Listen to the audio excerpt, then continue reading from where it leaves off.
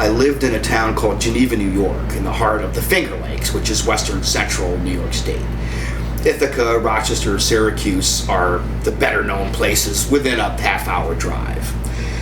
It's the site of Hobart and William Smith colleges, which is an expensive private college. And when I was about 13 or 12 even, Miles Davis came to Hobart and played in the gym. They didn't have a performing arts center. It was right at the time of Bitches Brew, and he had Chick Corea, who had just come out of Herbie Mann's band, Dave Holland, Wayne Shorter, Jack DeJohnette, and it was the first live music I remember hearing, other than the Arabic music at the parties my parents would sometimes give, which are known in Arabic as a hafle, and they would have a live Middle Eastern band. So this was a pretty mind-blowing experience for a kid who didn't really know anything about music. And so, we got interested in jazz, my friends and I, and started to find out. And one of my friend's fathers was a collector, so we had access to records and some guidance but mainly we were on our own. And we found out that the world's greatest jazz band was coming to our town, to Geneva, to play in the beautiful Smith Opera House, which many legendary musicians have played in. So we went down to hear them, and we sat in the front row. Now, we looked like hippies. Long, dirty hair, granny glasses, bell bottoms. And on stage, I'll just quickly run down the list because it's worth noting. The band at that time was Gus Johnson on drums, Bob Haggard, of course, on bass, and Ralph Sutton on piano. The trombones were Vic Dickinson and Eddie Hubble, Yank Lawson and Billy Butterfield on trumpets, and Bob Wilbur, and believe it or not, Bud Freeman on tenor. So my great good fortune, I got to hear Bud Freeman live when I was a teenager. But by that time, we knew who these musicians were. Now, they were not getting any young people at their concerts, I'm sure of it. Because especially Bob Wilbur and Vic Dickinson, both of whom I got to know well later on, and I even recorded with Bob, were looking at us, this row of kids, these hippies sitting there wondering, I'm sure, what the heck we were doing listening to the world's greatest jazz band play Limehouse Blues during the peak of the era of Jimi Hendrix, Cream, and Zappa, all of whom we were aware of and loved. So they invited us backstage out of sheer curiosity as to who we were. And so we met and, shyly said a little something about something. Anyway, we had no access to the history of jazz except through LPs, and you couldn't really buy much then. You had to know people. And of course, that was much more so with any kind of jazz on film. This was before the age of video, let alone YouTube. So you could not see any of the great musicians play unless you just happened to stumble on some old movie on television where like The Crimson Canary, where Coleman Hawkins and Oscar Pettiford get a bit of FaceTime, which didn't happen, of course. So later on, because we had become interested in jazz history, and we realized that jazz history was right in front of us. I mean, we had just been listening to Vic Dickinson, for heaven's sake, and Bud Freeman. So when we're living in Providence, and I won't bother to tell how I got there, it's not really relevant, but a few years later, right out of high school, I was living in Providence, and at that time there was a terrific interest in old-time music there. That fabulous band, Roomful of Blues, was in that area at the time. This is about 1975 or 6, featuring Duke Robillard on guitar, who was a huge influence on me and a lot of people, as well as Scott Hamilton's band, the Blue Flames, which I don't think ever officially recorded, but there must be stuff floating around. They were absolutely great young swing quintet, kind of like an Illinois Jacquet small band with a legendary, great local guitar player named Fred Bates, who was over 7 feet tall with shoulder-length bright blonde hair. It was him and Scott Hamilton, and of course Scott is about my height and very slender, and they made a great front line. Fred was equally as great as Scott. Scott was already great when he was about 18. He's maybe a year or two older than I am, but I heard him then. And of course, now there's this whole gang of kids up there who are seriously interested in older styles of jazz, and also that area where jazz and R&B kind of crossed in the old days.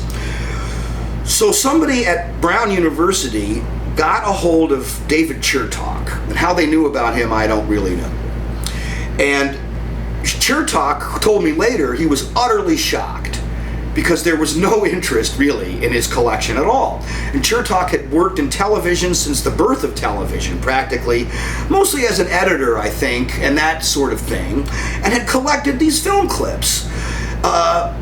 So this guy up at Brown contacted him, and David Chertok said, well, what do you want me to do? Who's my audience? What am I going to... I have a large collection. This guy said, just bring the most famous people. Bring a clip of Billie Holiday, Bird, Duke Ellington. Bring Lester Young, if you have it. You know, big names. Louis Armstrong, of course.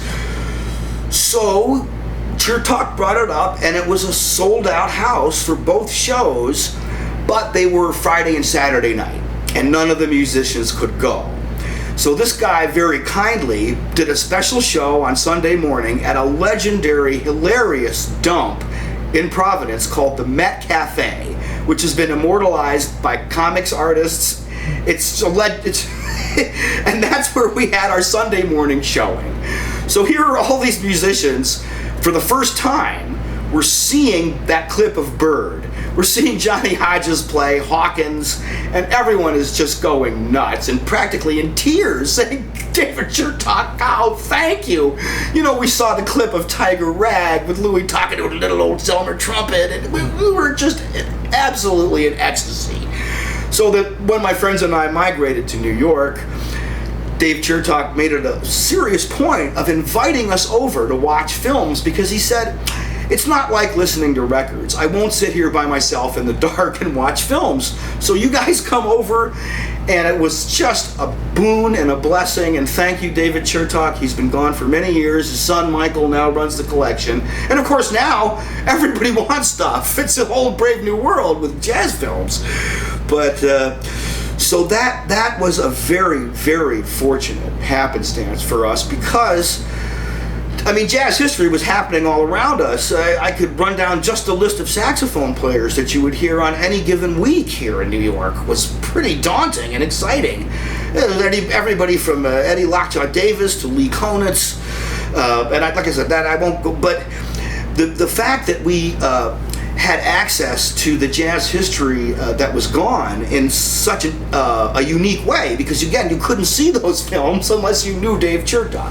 But after the event at Brown University, he started to become in demand for that, and it gave him a whole new career going around the country showing these films and talking about them, which he did very well. He was a wonderful representative for jazz.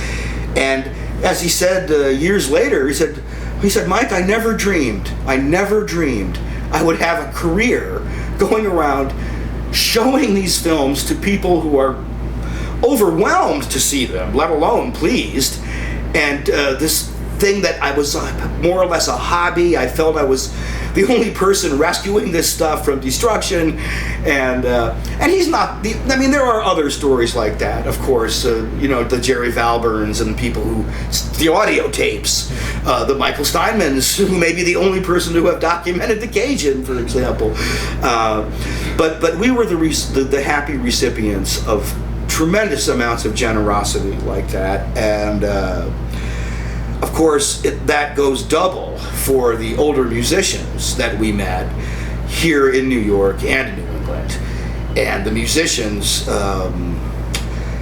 just briefly, I would just simply say, and this is a broad generalization, I realize that, but I think it applies to a lot of the people that we all met and knew and played with. The musicians from the so-called swing era, the musicians who came to fame in the early 30s through the mid 40s, I think felt strongly at the time, again, this is the 70s, that their music was going to die out when they did. And by and large, these men and women knew damn well that this music was not meant to die out. The same way that my friends in the comics world knew that the great artists who drew the newspaper strips were not meant to be lost either. But it was pretty tough to hang on to. And so we talked about Phil Schaap a minute ago. You know, Phil Schaap was very important in keeping these musicians in front of the public in some cases at the old West End. I don't want to start talking about all the clubs in the 70s and 80s, because we will get to that. But I think it's important to understand that a musician like myself, for example, we got a tremendous amount of attention from the older musicians and from the critics here because there was nothing else happening. It wouldn't be true today. My young colleagues are well aware of jazz history of prior to, let's say, Coltrane and Bird, and give evidence of it in their professional lives. That was not happening when I was a kid, and when Kenny Washington was a kid, and when Scott Hamilton was a kid. We were weirdos, we were freaks, and the older musicians, by and large, accepted us with a certain amount, I think, of pleasure and even a sense of relief that the music that they had broken ground on was going to continue as something vital, not campy, because we never spilled over into that, and not academic. It was real. We were on the street. We had no subsidies of any kind. We were out there paying for our lives on the ticket price of what people spent to come and hear us play. And believe me, I am not denigrating subsidizing jazz, far from it. I think we need a whole lot more of it out there. Hello, rich people, give to help. But the people I'm talking about, my peers and myself, we, in the case of this one fairly well-known band that I was part of, the Widespread Depression Orchestra, later the Widespread Jazz Orchestra, a lot of luminaries passed through it, including Michael Ladon and Kenny Washington and Dennis Irwin and Tad Shaw and Randy Sankey and so on.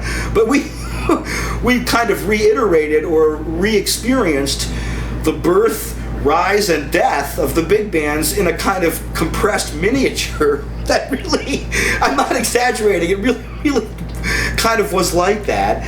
But I mean, we had some very serious management. We generated a lot of income and interest.